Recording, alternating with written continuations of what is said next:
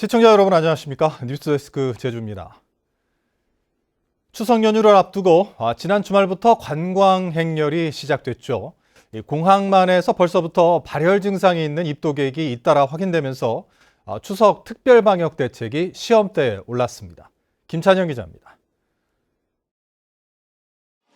오늘 오후 제주공항 국내선 도착 대합실.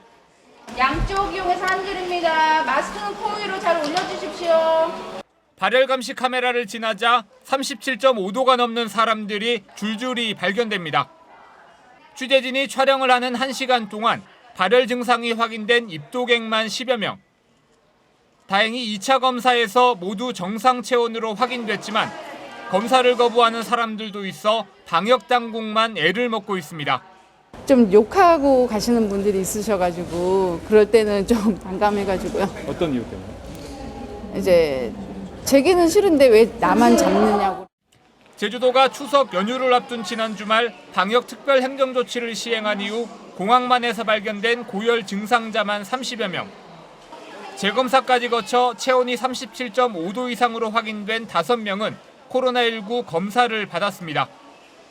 추석 연휴가 끝나는 4일까지 하루 평균 3만 명이 제주를 찾을 것으로 예상됩니다. 어차피 이제 집에는 못 가니까 그냥 그래도 어딘가는 가야 되는데 그래도 제주도가 청정 지역이지 않습니까? 그러니까 효과가 많습니다. 여행객이 늘면서 집단 감염 발생 우려가 있는 게스트하우스 등에 대한 특별 점검이 이뤄지는 등 코로나19 확산을 차단하기 위한 방역 당국의 전방위 노력이 이어졌습니다. 제주도민들은 명절까지 희생해 가면서 코로나 방역에 나서고 있습니다. 무책임하게 민폐를 끼치면요, 저희들이 끝까지 책임을 묻도록 하겠습니다. 제주도는 국경 수준의 검역 체계를 유지하겠다고 밝혔지만 연휴 기간 제주 인구의 절반에 가까운 30만 명이 입도할 것으로 전망되면서 제주도는 지역 감염 확산에 최대 고비를 맞게 됐습니다. MBC 뉴스 김찬현입니다. 유통 과정에서 상온에 노출된 것으로 의심돼 접종이 중단된 정보 조달 독감 백신을 제주에서도 3명이 접종한 것으로 확인됐습니다. 질병관리청은 지금까지 전국 10개 시도에서 407명이 정보 조달 백신을 맞은 것으로 파악돼 해당 백신이 상온에 노출되는지와 접종자의 건강 상태를 확인하고 있다고 밝혔습니다. 제주도는 백신 접종 경위 등을 조사 중인 한편 백신을 추가 확보해 다음 달 7일부터 병원과 보건소 등에 배송할 계획입니다. 민족 최대의 명절인 추석이 다가왔지만 명절 분위기 느끼기 힘들다는 분들 많으신데요. 코로나19 여파로 침체된 경기에 시장을 찾는 이들이 줄어 한산하기만 하고 급등한 물가에 차례상 부담도 커져 상인과 소비자 모두 시름이 깊어지고 있습니다. 김항섭 기자의 보도입니다. 추석을 앞둔 제주시 동문시장. 대목인데도 거리는 한산합니다. 코로나19 여파로 소비 심리가 움츠러든 데다 물가까지 크게 오르면서 유동인구가 급감한 겁니다. 명절 대목을 기대했던 상인들은 실망감을 감추지 못합니다. 전혀 그런 분위기가 없어요. 평상시보다 그냥 조금 그거 차이지 전혀. 뭐 이거 대목이다라는 느낌은 전혀 없어요. 배추는 한 포기에 10,000원이 넘어 지난해보다 2배 이상 올랐고 시금치와 고사리도 20% 넘게 뛰었습니다. 장을 보러 온 주부들도 좀처럼 지갑 열기가 쉽지 않습니다. 그러니까 뭐 모든 물가가 비가 너무 많이 왔잖아요. 그래가지고 다 비싸요. 아주 간소하게 하죠. 애들 다 못 오게 하고. 축산물도 수요가 많은 소고기를 중심으로 15% 이상 올랐고 대표적인 제수용품인 사과와 배 등은 지난해보다 30% 가까이 올랐습니다. 작년에 비해서 많이 오르긴 했는데요. 그래서 좀 신중히 골랐고요. 그래도 조상님께 오르는 거니까 좋은 거 골랐습니다. 조금 부담스럽긴 하네요, 많이. 올해 추석 차례상 비용은 전통시장은 24만 4천 원으로 지난해에 비해 8.2%, 대형 유통업체는 34만 2천 원으로 9.1% 올랐습니다. 코로나19가 덮친 올해 추석. 유례없이 긴 장마에 태풍까지 잇따라 추석 물가가 고공행진하면서 서민들의 명절 swag기는 더욱 어려워졌습니다. MBC 뉴스 김항섭입니다. 추석을 앞두고 한국은행 제주본부의 화폐 발행액이 줄어든 것으로 나타났습니다. 한국은행 제주본부가 추석 전 열흘 동안 도내 금융기관에 공급한 화폐는 697억 원으로 지난해 같은 기간보다 46억 원, 4.9% 감소했습니다. 특히 화폐 환수액은 110억 원으로 지난해 같은 기간보다 70.9% 줄어 코로나19 여파 등으로 인한 경기 침체로 화폐 유통이 잘 되지 않고 있는 것으로 조사됐습니다.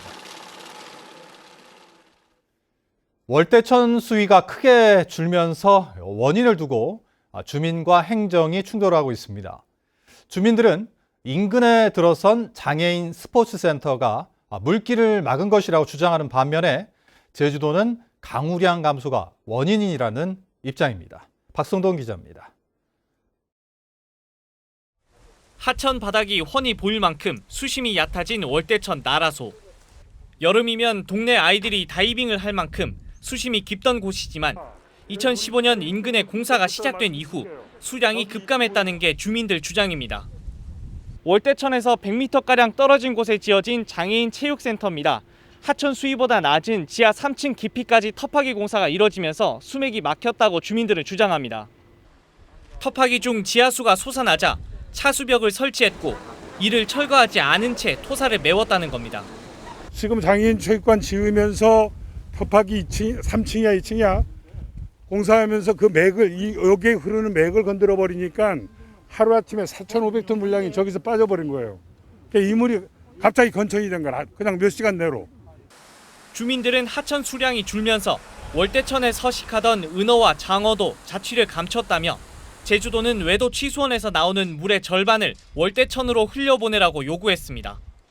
제주도정은 장애인 스포츠센터 공사 당시 하루 4,500톤이 용출되던 물을 월대천으로 되돌려 주겠다는 약속을 이행하라! 이에 대해 제주도는 2018년 용역조사 결과 월대천 수량 감소는 강수량이 줄어든 것이 주 원인이라며 물 사용량이 증가세여서 지하수를 월대천으로 흘려보내기도 어렵다는 입장입니다.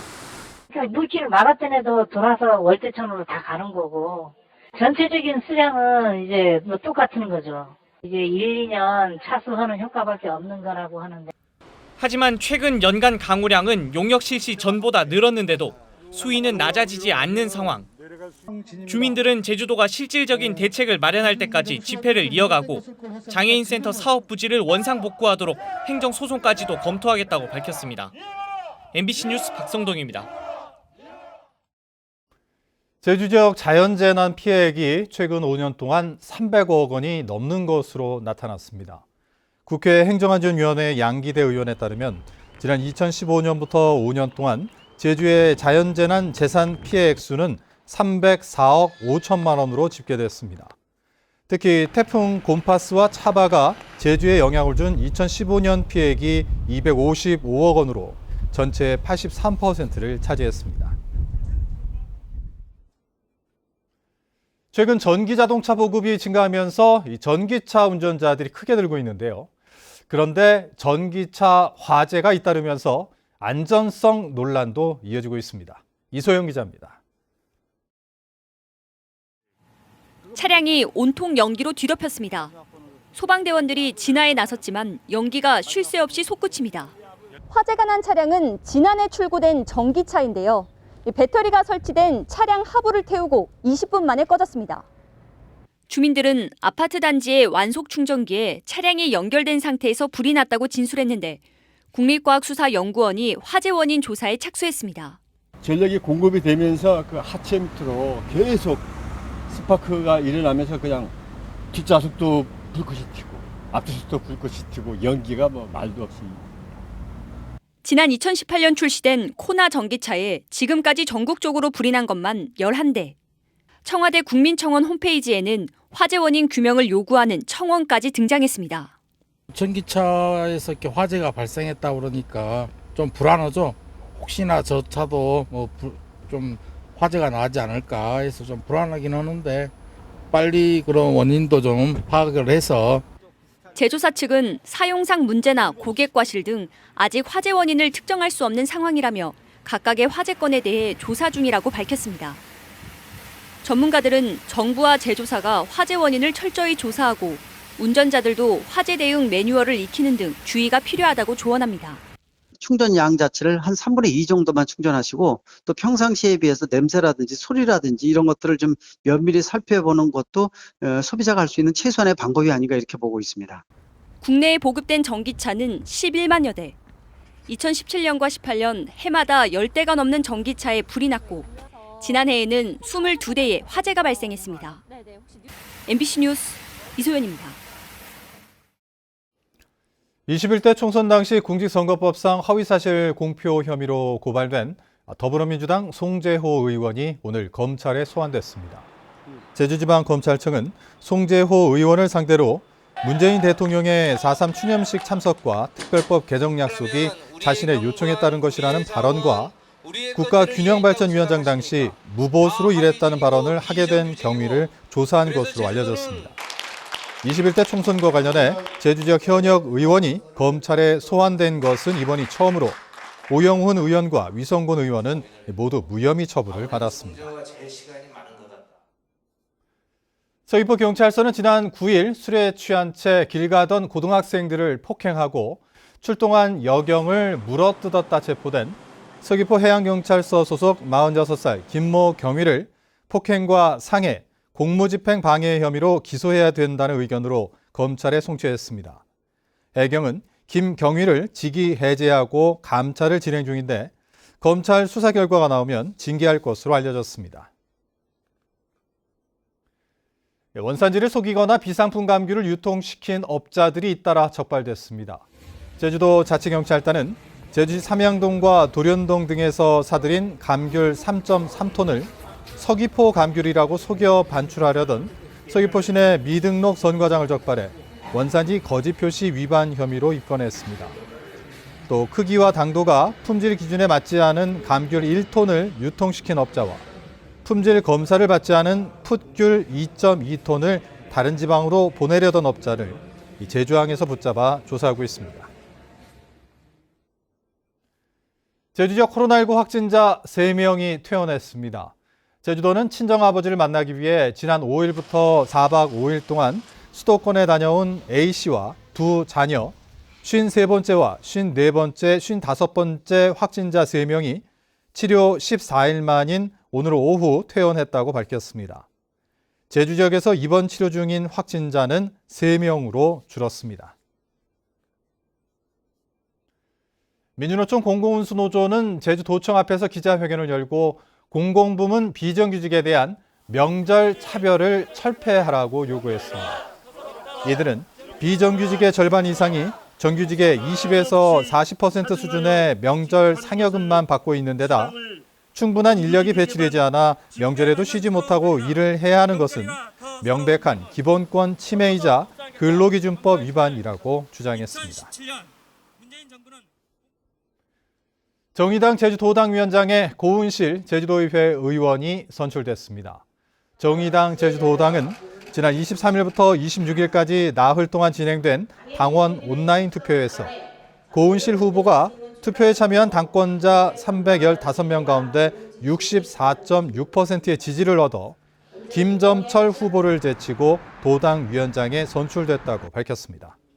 고은실 신임 위원장은 당원과 함께 혁신하는 정의당을 만들겠다고 밝혔습니다. 이상으로 뉴스데스크 제주를 마칩니다. 시청해주신 여러분 고맙습니다.